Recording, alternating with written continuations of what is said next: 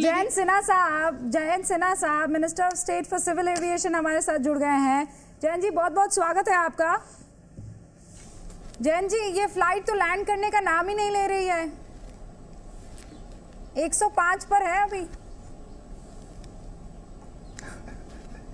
देखिए आगे क्या होता है, वो तो भविष्य ही बताएगा कि आगे क्या होने वाला है। लेकिन एक चीज स्पष्ट है और वह यह है कि जन आदेश भारतीय जनता पार्टी को मिला है और भारतीय जनता पार्टी का विजय रथ जो है वो दक्षिण में आ गया है, कर्नाटक में आ गया है। जयंत जी, ये बात क्लियर है कि वहां की जनता ने आपको सबसे ज्यादा सीटें दी हैं, आपको चुना है, जनादेश आपके साथ है, लेकिन नंबर्स आपके साथ नहीं है। अब ये बताइए, ये नंबर्स किस तरीके से आने वाले हैं?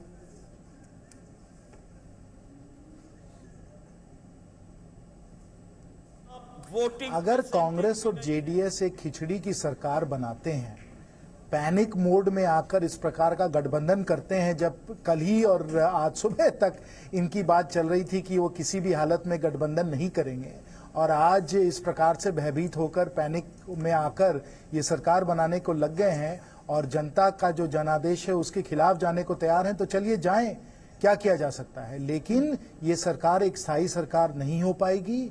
जो जनता विकास चाहती है, जो जनता परफॉर्मेंस चाहती है, वो उसको परफॉर्मेंस नहीं मिलेगा और कुछ ही दिनों में हमारी स्थायी सरकार कर्नाटक में अवश्य बनेगी। जेडीएस के साथ जाने के कोई चांसेस नहीं है, किसी तरह की कोई बातचीत के भी चांसेस नहीं है जयंत सिन्हा साहब?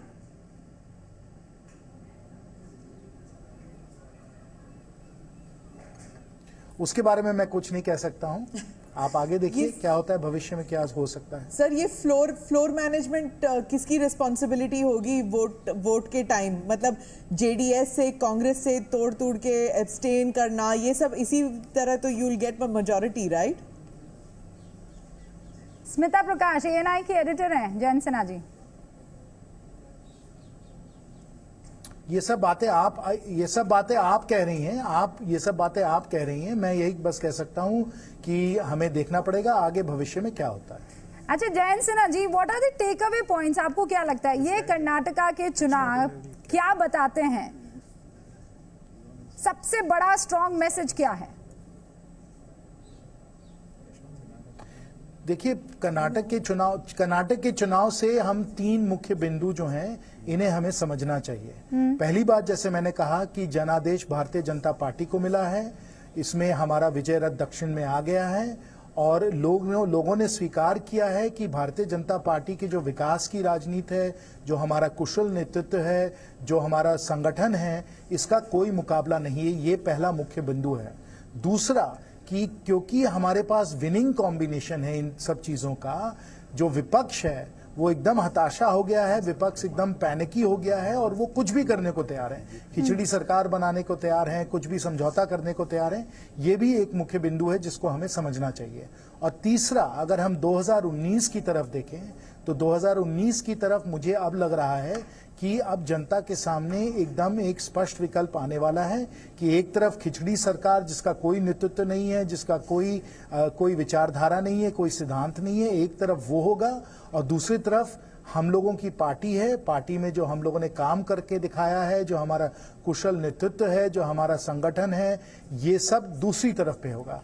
तो अब जनता के सामने ये एक स्पष्ट विकल्प आने वाला है और उस विकल्प का हम स्वागत करते हैं, अभिनंदन करते हैं, क्योंकि फिर हम जनता को प्रमाणित तौर पे बता पाएंगे कि आगे इस देश को ले जाने के लिए, उनको विकास देने के लिए सिर्फ भारतीय जनता पार्टी ही है, कोई खिचड़ी सरकार ये नहीं कर सकती है। ये स्पष्ट हो चुका है। खिचड़ी सरकार आपने नाम दिया। अच्छा जयंत सिन्हा जी, मेरा आखिरी सवाल है आपसे और सवाल ये है कि आप कितने कॉन्फिडेंट हैं, आपको कितना आत्मविश्वास है कि 105 के साथ कुछ इधर उधर फेरबदल करके आपकी सरकार कर्नाटक में बन जाएगी? जनादेश समझ में आता है, लेकिन सरकार किसकी?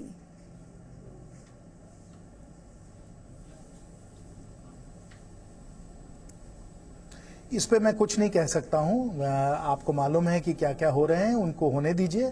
कहना इस समय कुछ भी सही नहीं होगा।